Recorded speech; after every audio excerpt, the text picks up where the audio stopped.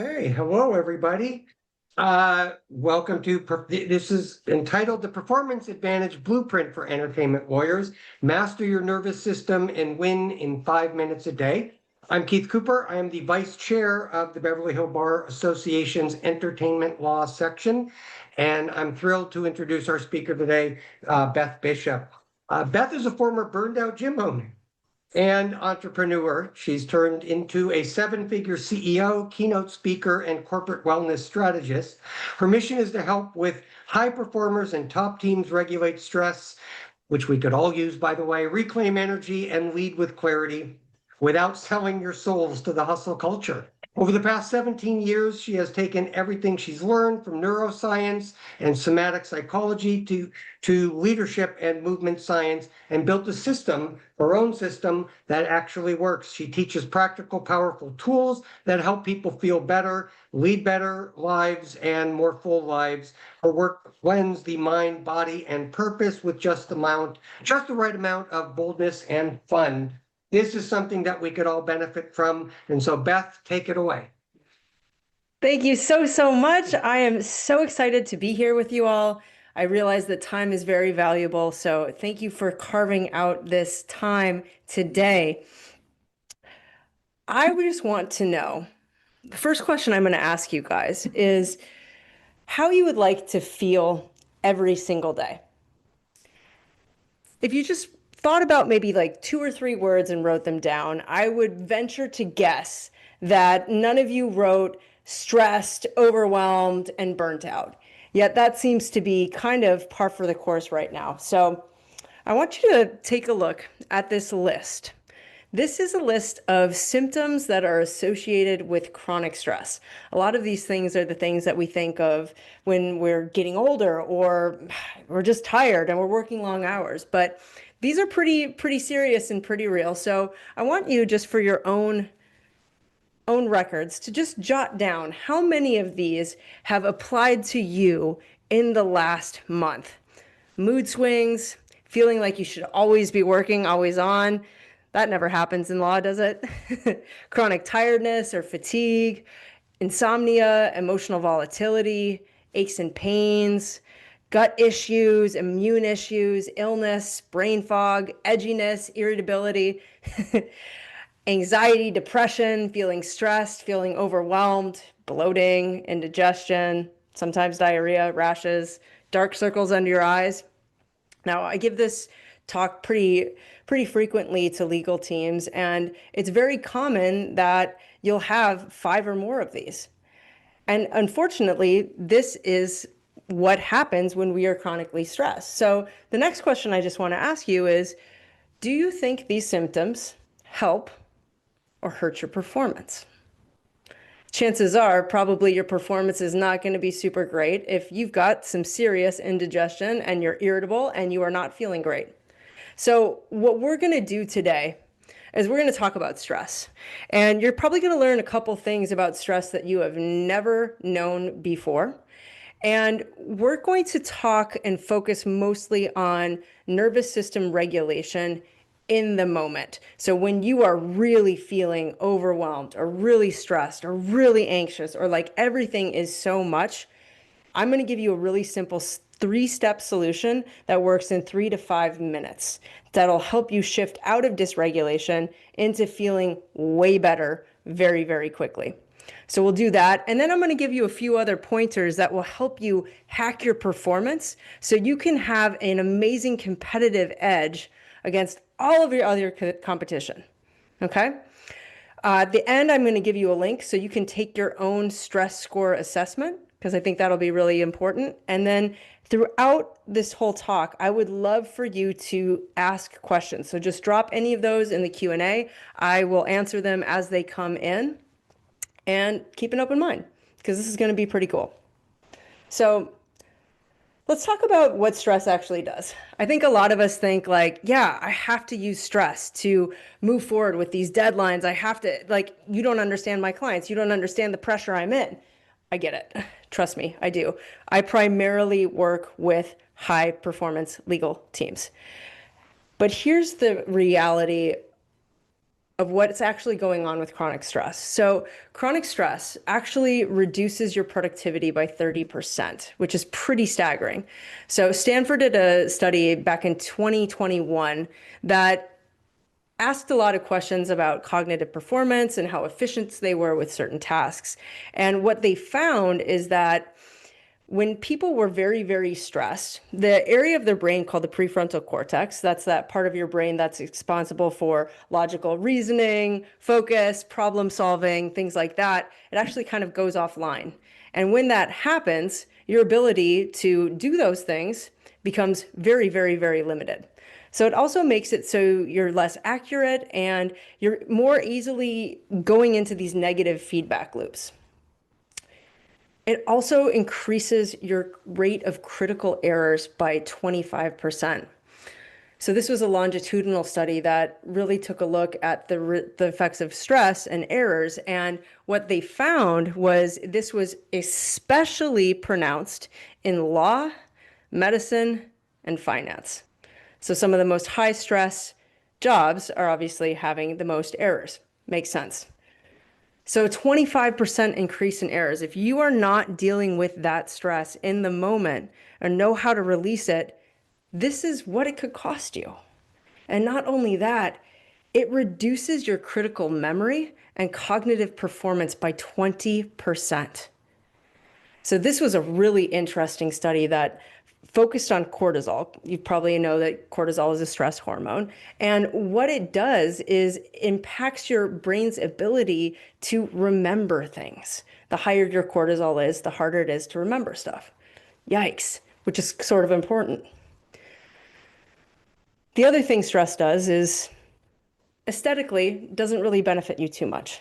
So stress also causes about 30% more hair loss. So if you do some of these tips that I give you today, you're going to spend a lot less on hair plugs, and you're going to need less. You're going to need less Botox as well.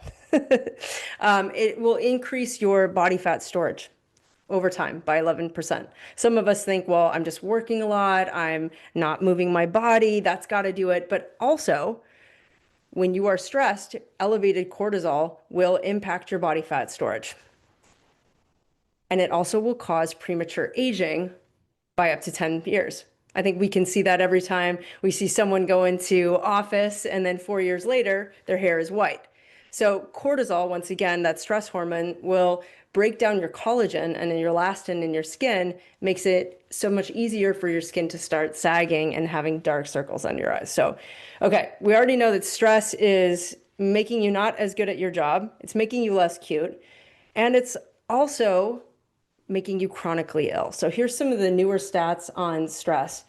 It increases your risk of cardiovascular disease by 34%. So I understand that there's a lot of pressure all the time, but if we don't take care of it in the moment, when you have a heart attack, it's really, really difficult to practice law. The other thing that it does is increase your risk of developing type 2 diabetes by about 22%.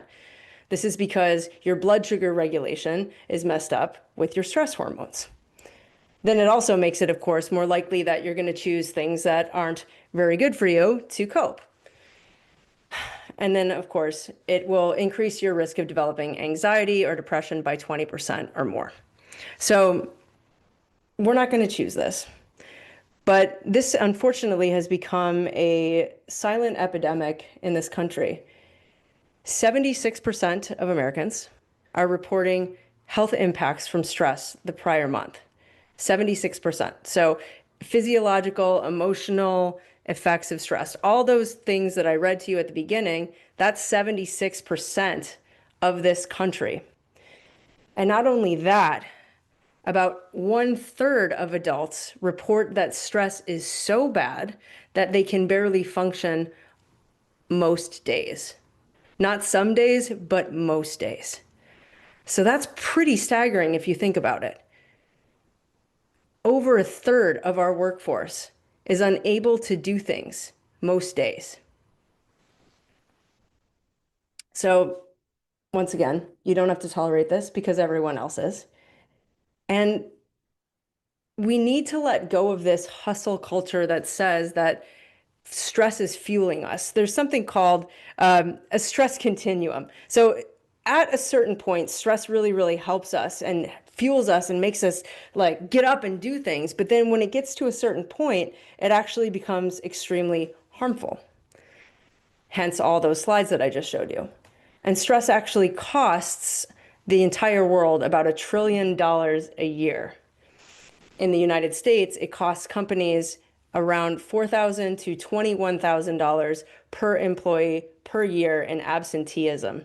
So if you're running a firm, this is something that you need to take into account too. If you want everyone around you to be more productive, this is something that you need to deal with and not pretend like this is just everyone around you is stressed so you don't have to do anything about it. Because the things that I'm going to teach you today, they only take 5 to 15 minutes. And they can reduce your stress by up to 30%. So this is things that I have been doing with over 10,000 clients, and 97% of them can shift their state in 3 to 5 minutes. Very, very powerful stuff. So we're going to talk about what we're going to do in the moment of acute stress. But first, there's a couple things that we need to know about the nervous system. So the nervous system is your body's command center. It is always scanning for threats all the time. It's on 24/7. Even if you don't want it to be on, its job is to keep you alive. That's it. And so when it picks up a threat, it will create a threat response. And you've probably heard of this threat response as fight, flight, fawn, or freeze. And when that response happens, that's when that prefrontal cortex goes offline. So you're not thinking clearly, you're not thinking critically, and you're not as powerful as you possibly can be. So we need to understand that there are two states of being, pretty much. Yes, there's lots of different emotions and lots of emotional range, but you are either regulated or you are dysregulated. That's it. And when we are regulated, we are more creative. We are more resourceful. We think of great ideas. But when we are dysregulated, we are not at our full potential, our full power. So in order for us to have the most amazing advantage possible, we need to spend time being regulated as much as possible. So that doesn't mean that you're going to get rid of stress or deadlines or client pressures or things like that. That's not what I'm saying.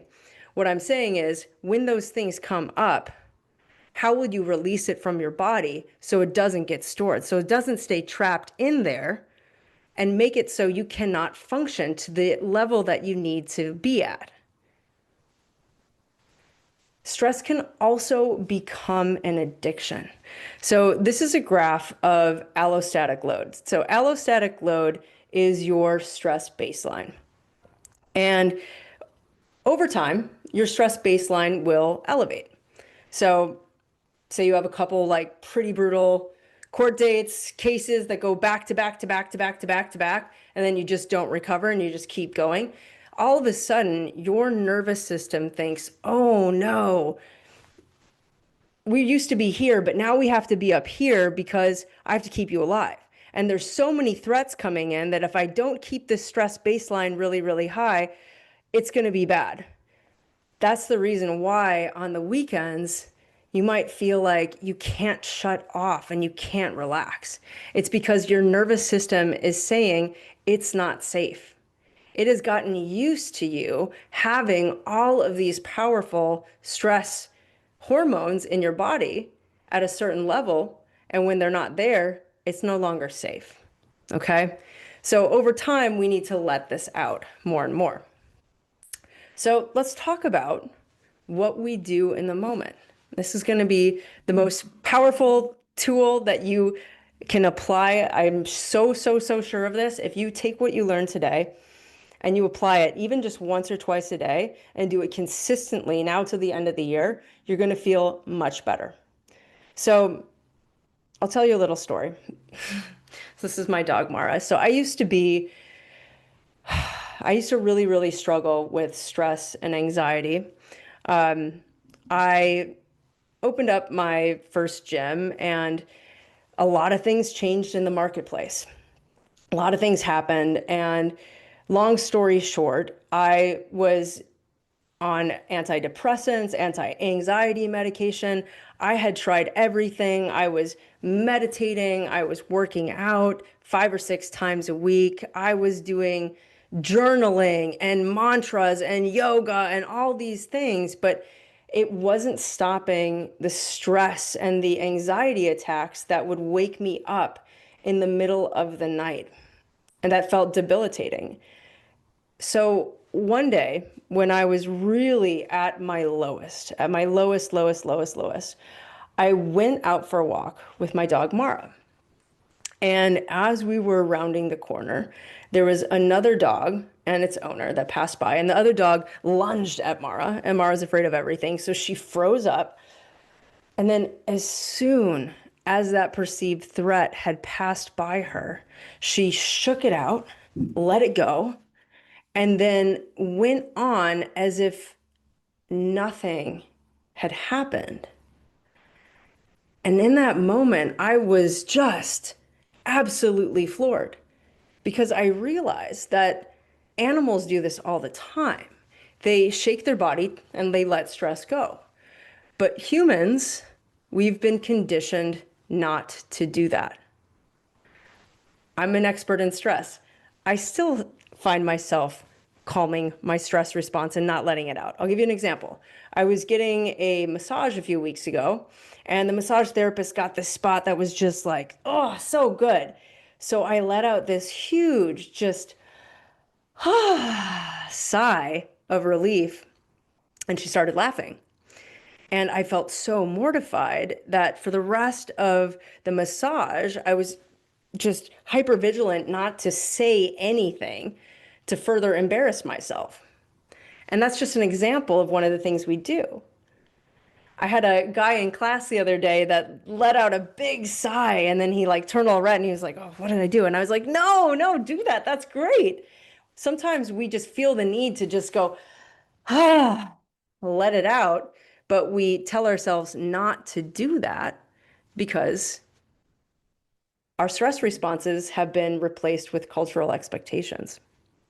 So as I thought about Mara and how she shook her body and released it, I thought maybe there was a hidden recipe for relief that had been inside of us all along.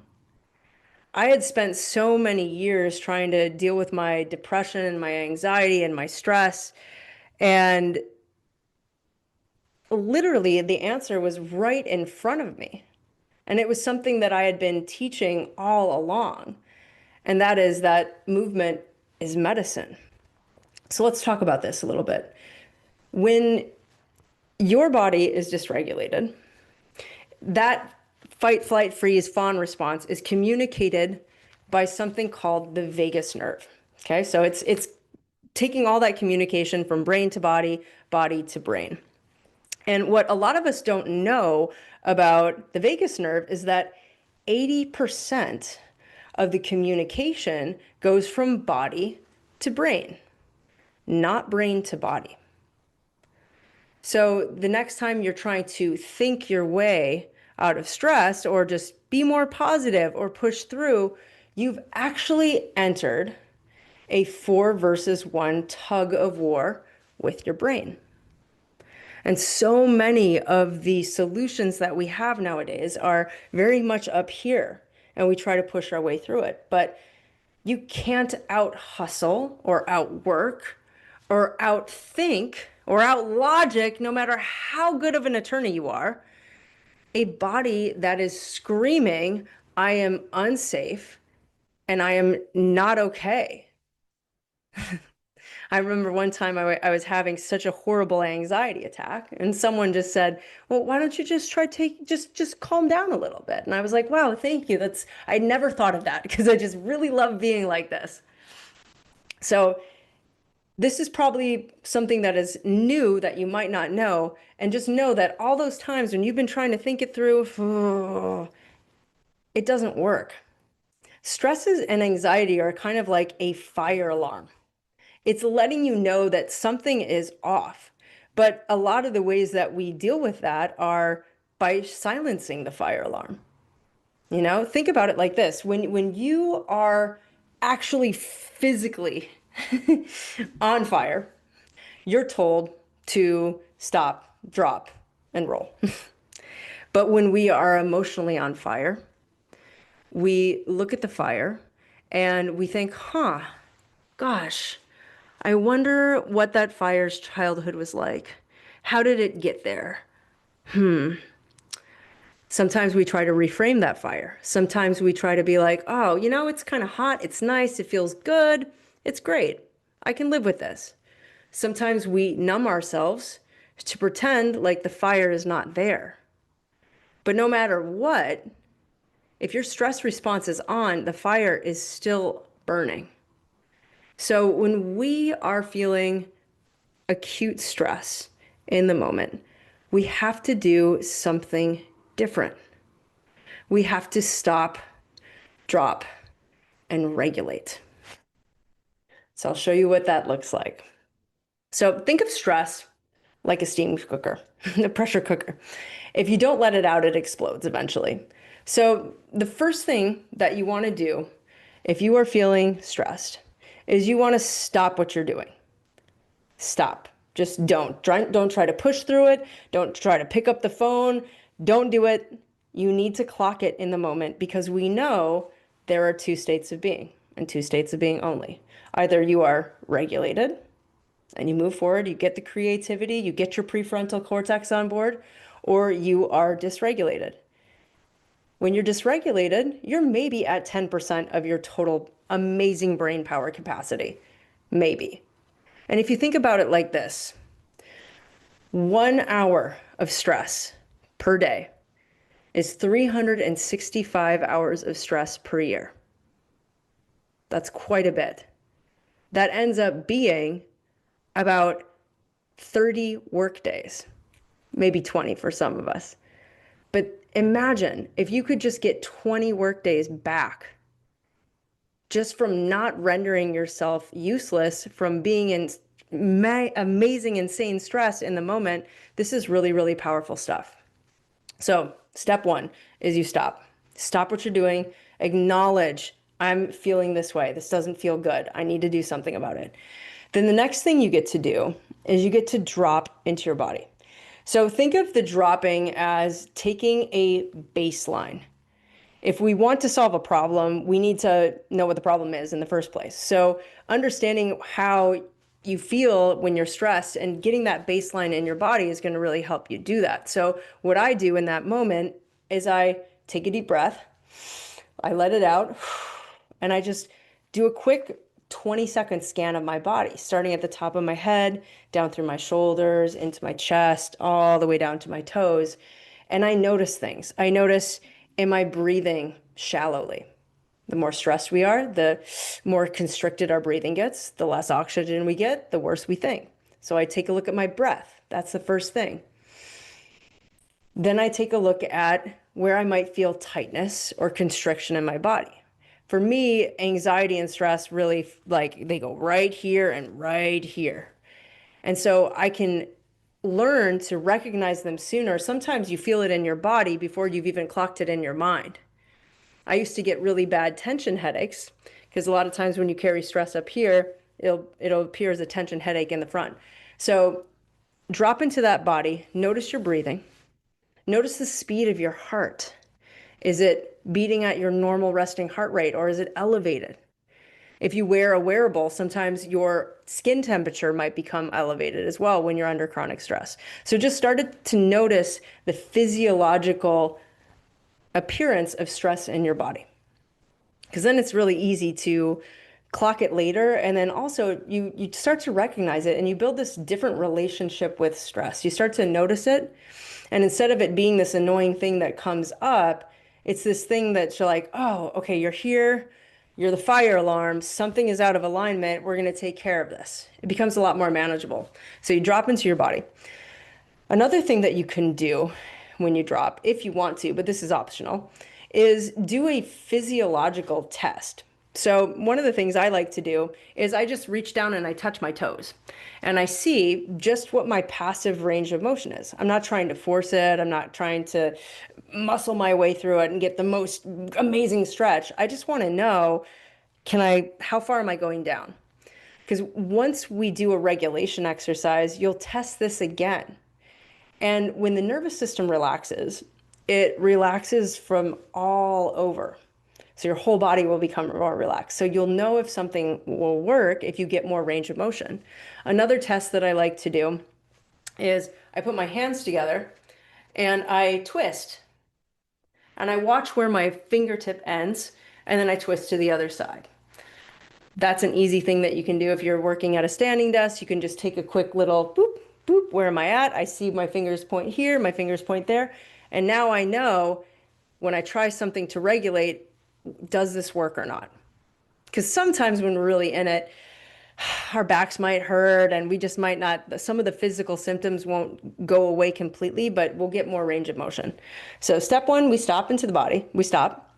Step two, we drop into the body. So stopping allows you to take that moment where you are not reacting to life, you are responding. And in that, it's going to allow you to choose something different, to choose to actually step into a performance advantage that's going to make you better at what you do. It's going to make you feel more confident, and it's going to lower your cortisol. Amazing. Okay, so the last thing that we do is we regulate.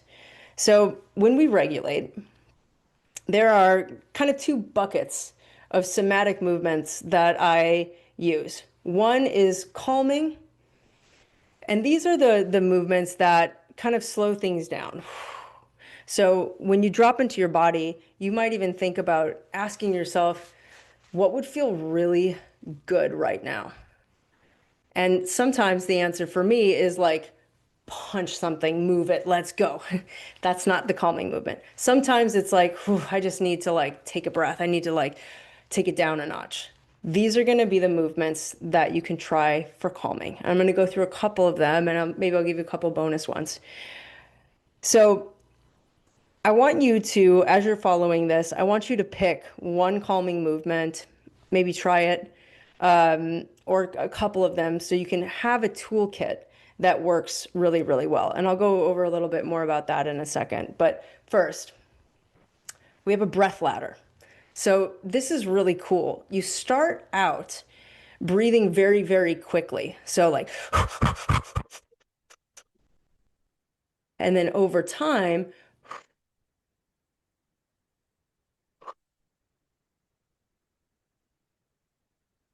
about a minute, you slow down your breathing. And what this does is it takes your body from a heightened state with that faster breath and then slowly guides it into that more calm, regulated state. So I like to do this. If I have to give a presentation, I'll do a breath ladder beforehand. Sometimes if I'm going to meet with a tough client or I know I'm going to have like, oh, I'm going to have a really stressful phone call, I will do that before I do that and I will feel so much better. That's one of my favorite breaths. This one is amazing. This one Andrew Huberman talks about a lot. This is called the physiological sigh. And some sources say that it relaxes your nervous system as much as 30 minutes of meditation, which is pretty cool. So if you don't have a lot of time, which you don't have, this one is pretty awesome. So the way the physiological sigh works is you take 2 inhales. I like to do it through the nose, but you can do it through the mouth. I go 1 big inhale, another smaller one, and then I let out a really long exhale. You can incorporate movement with that too. So sometimes I'll go like,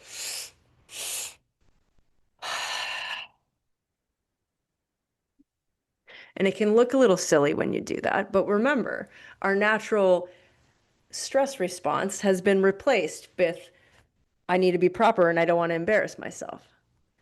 This one is super, super powerful. I would also recommend that you teach some of your clients these calming movements. I've had a couple family law attorneys really apply a lot of this to themselves and also to their clients before they have a mediation, before they have court. It seems to make things a lot less. So give that a shot. Physiological sigh, 2 inhales, 1 exhale. Add some movement. Okay. What do you do if you want to calm down and you can't do a lot of movement? So there's something called orienting, which is just slowly turning your head and eyes, just taking in the space. You might have heard this before, where you're supposed to take in the space with all 5 senses. What I like to do with this is another version. This one's pretty cool. So when you activate your ocular nerve, you can also activate your vagus nerve. Everything's kind of connected. It's pretty cool. So one thing I will do is I will just keep my head straight forward and I will look as far as I can to the right. And I'll keep looking until I feel a little bit of a release response, like a yawn, or sometimes have to swallow. Whew, just maybe yawn. And then you go ahead and you repeat that on the other side and you do it a couple times and it'll make you feel a lot more calm. So you can either take in your surroundings or you can do it like that. But all of these things I recommend you do for 3 minutes as you get started. It seems to be the kind of magic number. And then once you regulate, then you do a retest. Kind of drop back into your body, scan. Okay, do I feel a little different? Do I feel a little lighter? Do I feel better? If the answer is yes, great. That means you've found something that works really well and you should keep using it. This is very different than working out, by the way. When we work out, we have to constantly change things. You know, back in the early 2000s, they had like muscle confusion and all those terms like that. I mean, basically, your body is constantly adapting and getting better. And if you're not providing it extra stressors, it doesn't do anything. But not your nervous system. Once your nervous system finds something that signals safety to it, it acts really, really, really quickly. So you might find a breath that works really well for you. You might even tie it to an object. There's a reason why kids like blankies and they hug them really tight and they take a deep breath and they let it go.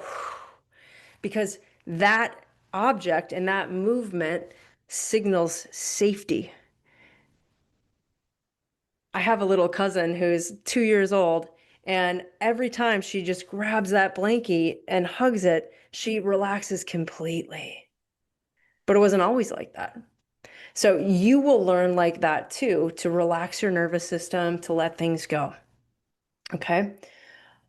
Here's another simple thing that you can do to calm yourself in the moment. We have something called vagal toning, which is basically making it so your vagus nerve activates, right? So when your vagus nerve is activated, you turn on your parasympathetic nervous system, your rest or digest system. So what we can do is we can do some humming or we can do some gargling. So another excuse to have amazing dental hygiene at night, you can gargle for a little bit before you go to bed and it'll actually help. But humming really helps too, because that vibration stimulates your vagus nerve. So you can pair it with music that you like, hum along, might help you feel a little bit better in the moment. And those are things that don't require a ton of movement. Pretty cool. So let's talk about the opposite end of the coin. We have releasing movements. So we have calming movements and then we have releasing movements. Think of releasing movements as more high energy. So one of the things that's really easy to do is just go for a walk. You don't have to do very intense physical exercise to get the benefits of a stress relief. So just going outside walking will also increase your creative output by 60%, which I think is pretty cool. So take a hot girl walk. That's what I do every 3 hours or so when I'm working from home. I will go out, I will walk around the block with my dog Mara, and I will just allow myself to be in the moment, take in all the senses, and come back, and I feel so much better than what I would have if I would have been sitting there for 2 hours at a time. Interesting fact about sitting. So sitting just for 1 hour alone will raise your cortisol by 15 to 20%, depending on what study you look at. That's pretty insane. When you sit down all day, you don't get as much blood flow to your brain. And then obviously, other hormonal things start to happen. Another thing happens too somatically when we're sitting in this posture like this. Like if I were to ask you what sadness looks like, you would say it's like this. And what are we like all the time? Postures and movement signal emotional states to your body. So just even standing up for a little bit each hour is going to help you. 5 minutes of standing after that 1 hour of sitting will actually increase your testosterone by 15%. Testosterone has been heavily correlated with confidence. So if you want to feel more confident during the day, doing these little releases, little movement breaks are going to be huge for you. Another release one, Shake It Off. I know Taylor Swift just announced her new album. One of my favorite Taylor songs is Shake It Off. And sometimes it just feels good to shake and to move. It looks silly, but honestly, it is so helpful. I did an office challenge with a firm in San Diego. We had a dance break twice a day. And I will tell you, the cohesion that happened in that office was amazing. And people felt, we did a couple surveys before and afterwards they felt like their stress had dropped by 30%, which is pretty cool. So this is a study that was done by the University of Miami in 2020.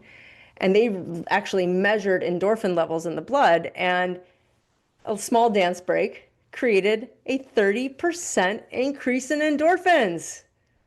It's free and it doesn't take a lot. So notice how I'm not asking you to do like strength training 5 times a week. I'm not asking you to go to yoga for an hour. I'm just asking you to stop, drop, and regulate throughout the day so you can be more powerful, so you can be more regulated. Another thing that you can do during the day too is just to take a small stretch break. So if you just do even 5 minutes of stretching, you will lower your cortisol. So in this particular study, they stretched for about 10 minutes, but you can break that up and you can even stretch at your desk. There's so many different things that you can do, but just that slowing down of the breath or moving with the stretch, it'll help you release a little bit. Other things that you can do to release, I have something called Sacred Rage. This is something that I do at home when I'm really feeling it. You can just take a pillow, raise it up, and slam it down, scream if you got to. I know that can be more challenging if you're in an apartment building, but definitely is worth it. Sometimes when you just like check into your body and you say, what do I need right now? What would feel really good? You'll know if you need to move it around. Listen to that innate wisdom that you have. It's already there. We've just been turning it off and pretending like it doesn't exist, unfortunately. So stop, drop, regulate. We stop, drop, and regulate even when it's not really, really intense, even if it's just mild stress, okay? Even if you're like 85% okay. You still want to do that because it is a massive performance advantage.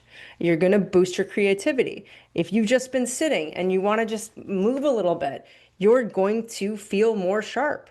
Your working memory is going to increase. Your prefrontal cortex is going to go online. You want these things. If your competition is just sitting there at their desk, reaching for another coffee, and then annihilating their adrenal system by going out drinking at night, just you standing up, shaking it out a little bit is going to be a massive advantage. And it's going to allow you to show up with the power that you need to really, really win. So here's a couple other things that I want to leave you guys with for turbocharging your workday. So I want you to be really intentional about stress. Yes, we've kind of accepted that stress is par for the course right now, but I don't think it actually has to be. And I don't think we can actually continue going on this course without having severe repercussions later on.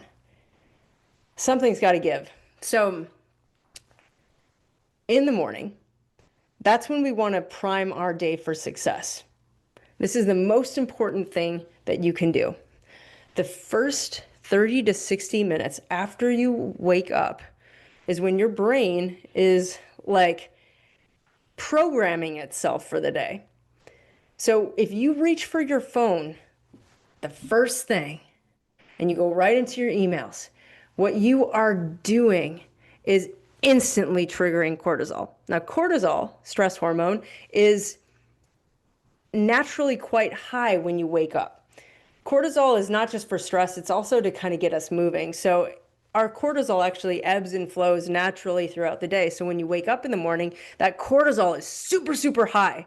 So what do? We check our phones, we start going on text, we start going on email, and then we might check the news, we might check social media, and then all of a sudden, our brain is now wired to seek these little distractions because these little distractions actually give us dopamine. So they give us little rewards, and we're getting this reward for having this high stress. So you're telling your brain, this is what I want all day, please seek this out. So I know that things come up last minute. I know things are important. But if you can just give yourself the gift of 30 minutes in the morning, you will be 10 times more effective. I promise you.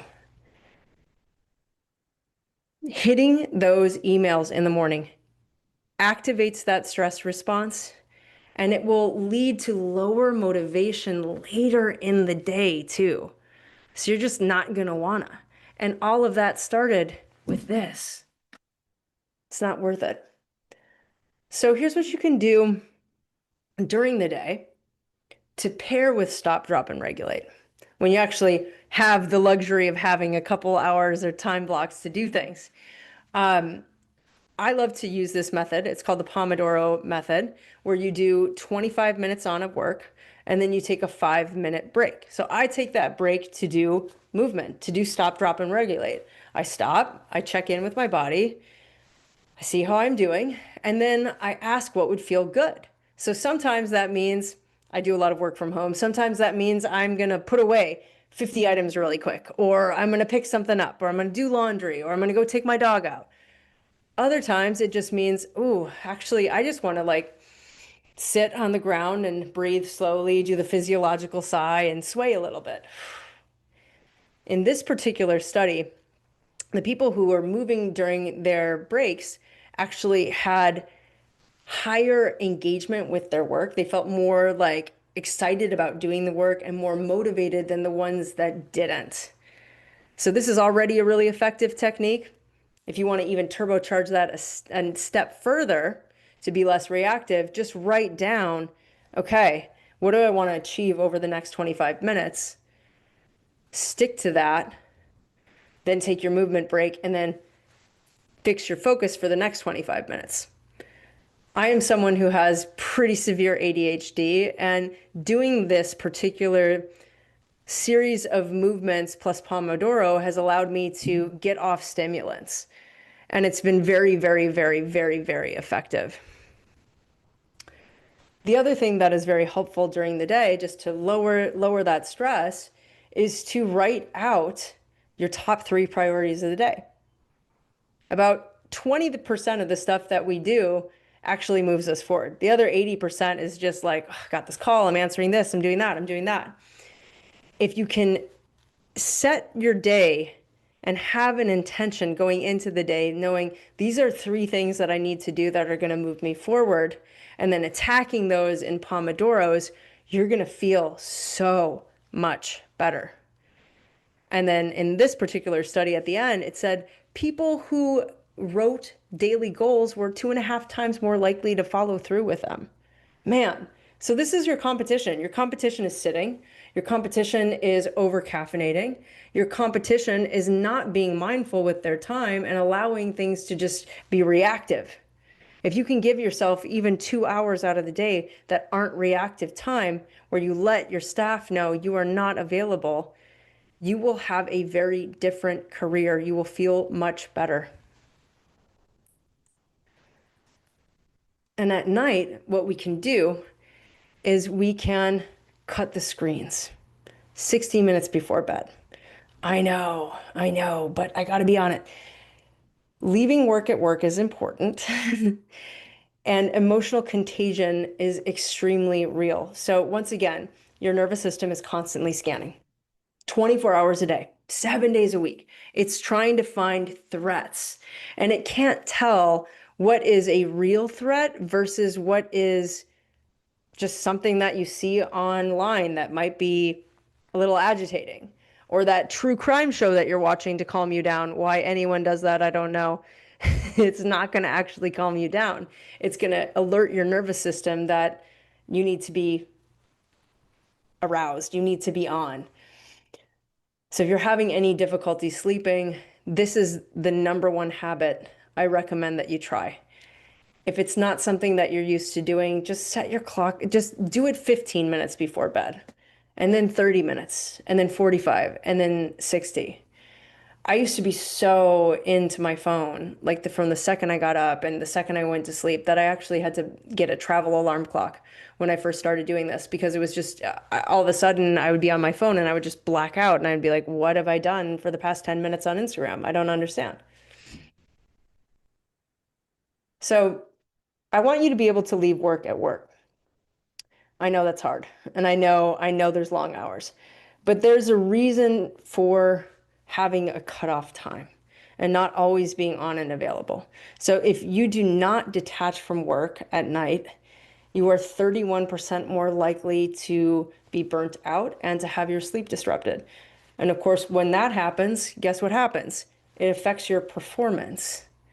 I'm trying to give you as much performance boost as possible. And the answer is not always being on. It's not sitting. It's not holding things in. It's actually being more mindful with your time. It's letting that stress come out. And not only that, you're going to empower everybody around you. There's something called the emotional contagion effect, which is really important. So just how my nervous system is on and always scanning, so is yours. If you've ever walked into a room and you feel like, wow, God, did someone just die in here? What happened? It's because you're picking up on that emotional contagion effect. So if you're coming in and you're just, and you have support staff, you are automatically triggering their nervous systems to feel unsafe. So it is really good leadership to stop, drop, and regulate. And it's important to do that too. So if you are feeling some type of way too, you don't bring that at home. You don't bring that home to your family, to your friends. And then, of course, long-term exposure to evening work stress, no surprise, is linked to a much higher risk of cardiovascular disease and metabolic disorders, even higher than that study from the Mayo Clinic. I think it's like a 56% increase. It's pretty intense. So this is what I recommend to help you get shut down. When you're finished with work, I want you to write out 3 wins that you've had today. Doesn't have to be big, just small things. The reason for this is because small wins actually create dopamine in a good way. It rewards you for doing even partial credit. It's great. Do a little quick brainstorm of what worked. You're going to do more of that. The more that we start to be mindful of the things that actually work, the less stressed we are. And then after that, what will you stop doing and what will you start doing in order to make your day more successful tomorrow? So instead of having this very, very reactive, crazy, like every day, we're now being more mindful with our time. We have a system to do it, and we're accelerating our performance. The other thing that I like to do as my workday shut down is I plan out an awesome day ahead.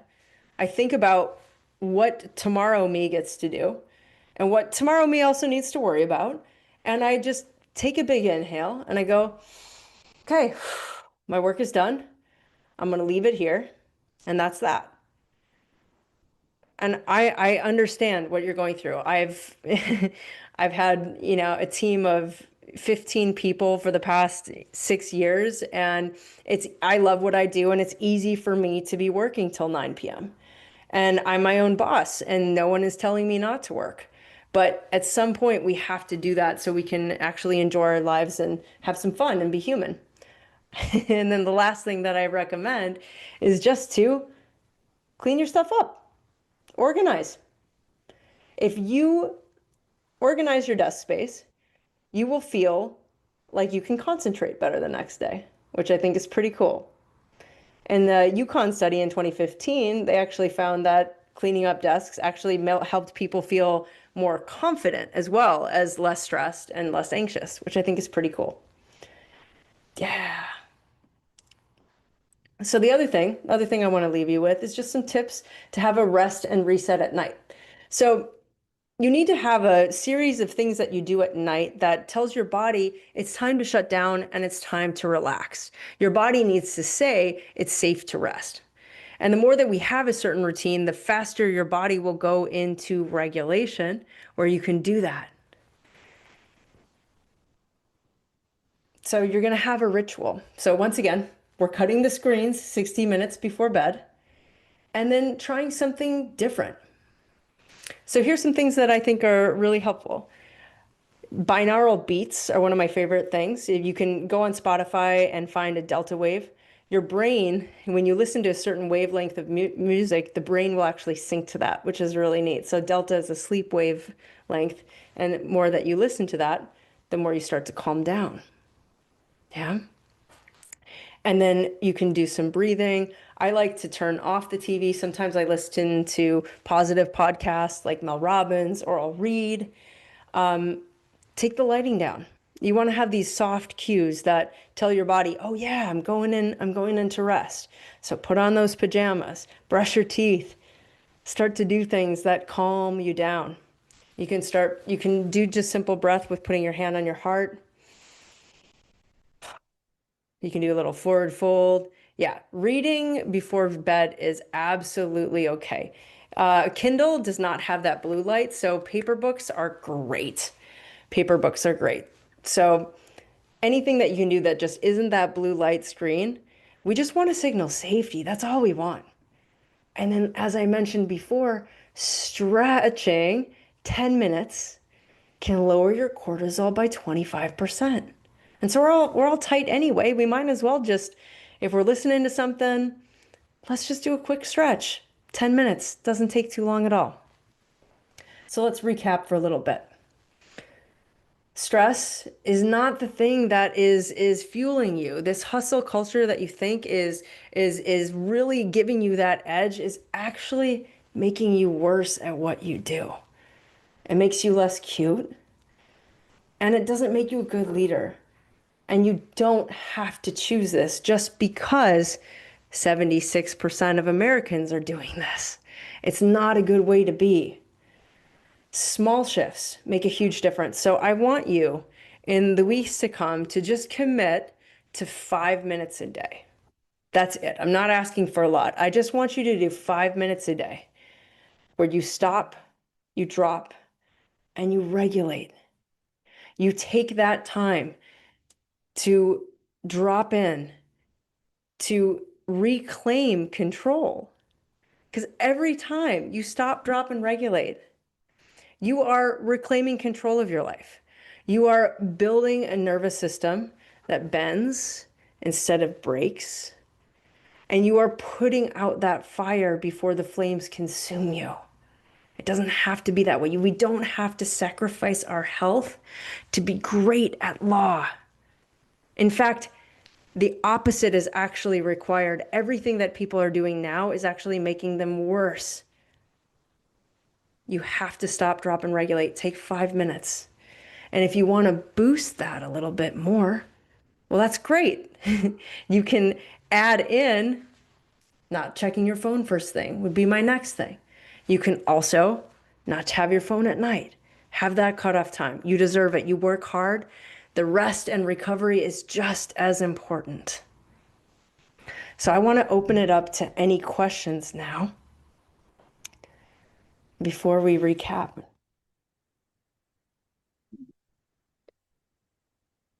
So, while we give the attendees some time to submit their questions, which everyone can do via the Q&A function, Do you have any favorite routines that you like to do maybe in the morning or in the evening to help you start your day off on the right foot or maybe Yes. unwind? That's a great question. Okay, this is my morning routine. I wake up and I do just a little bit of movement.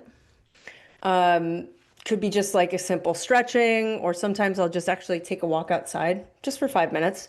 Then I come back in and I write out 10 things I'm grateful for, 'cause there's a lot of research on gratitude and how it programs your mind to be in a positive state. And then I send love to anyone who is really frustrating me. For me, that tends to take that, like, all that energy and stress that I would spend, like, "Urgh," I get to turn it into love. And so it doesn't have to take me down. And then I just spend 5 minutes just sitting in stillness, just doing light breath work, just visualizing my day and visualizing my day in a way that I'm thinking about all the positive things that get to happen, not all the things that could go wrong. I'm actually visualizing my day as if everything would go correctly, everything would go perfectly. Because the more that we do that, you're creating a program for your subconscious to follow. That's why professional athletes do visualization. Michael Phelps, before he won all of his gold medals, his coach had him spend an almost equal amount of time doing visualization. And his coach would have him, he'd say, play the tape. And he knew every single race, every kick, every flip turn, everything before he did it because he had just rehearsed it so much. And so in the morning, if you do that, you're going to be rehearsing your best day instead of worrying about all the stuff that could go wrong. Either way, you're choosing, right? You're choosing to go into dysregulation about something that hasn't even happened yet, or you're choosing to prime your day for a competitive advantage that makes you feel better. So that's what I recommend in the morning. Hmm. I don't see any additional questions in the Q&A. However, one of the comments that I had found interesting was regarding how they take 10-minute stretch breaks after every 50 minutes of work. Amazing. Since, you know, it is a high-stress profession and sitting for such long period of time can be hazardous for your health. Do you notice a lot of lawyers may be investing in what is the word? Standing treadmills, like for standing desks with a treadmill under it? Yes, yes. That's actually something that I recommend to my clients a lot too. I think it's a fabulous way to stay regulated all day. Just, I mean, you even saw the studies on walking. Just 5 minutes of walking can boost your creativity. And we know that 1 hour of sitting raises your cortisol. So I think the walking treadmills are great. They're great. As soon as you get used to them. They're a little awkward at first, but it's worth it. Great. So I think we're ready to recap and any final thoughts, really. Okay, yeah. So once again, this stuff doesn't have to be complicated. I think we tend to overcomplicate things, and I think we think, oh, the more complicated, the more better of a solution it must be, but it's not. So I really want to help you guys as you go forward. So feel free to take a quick high performer stress score. That'll give you a read of how stress is emotionally and physically impacting you, as well as long-term risk factors. And then I'm also doing a 28-day stress reset challenge coming up soon. So you can scan that other code too, and we will connect. I just want to know how things are working for you, and I want to be there to support you. All right, Beth, thank you so much for this presentation. It was fantastic. We really appreciate you speaking to our members on this topic, and I hope our members enjoy the rest of their evening as well. Thank you so much. Thanks for coming.